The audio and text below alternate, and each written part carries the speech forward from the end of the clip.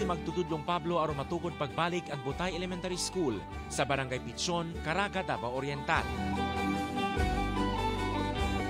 2015, ikatulong tuig sa graduation dinhi alang sa 19 ka batan-on.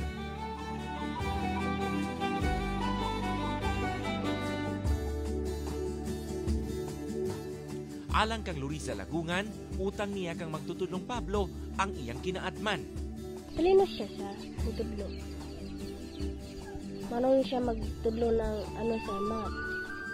Gawas pagtudlo, si Pablo ang nagarehistro sa marriage of birth certificate sa mga bata.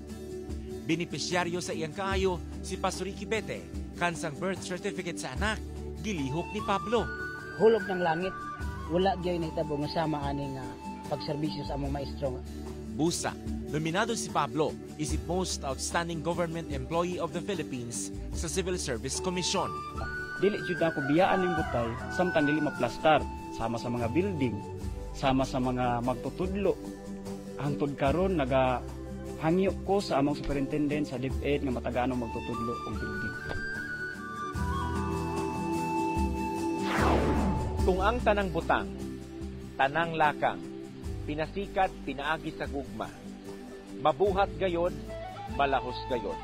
Sama sa gihimo ni Teacher Pablo, dinhi sa Butay Elementary School, Barangay Pichon, Caraga, Davao Oriental. Doon na ba kamo istorya sa barangay? Suginli ko ninyo, paminawon ko kamo, pasultion ko kamo. John Paul Seniel Nakatuto, 24 Oras.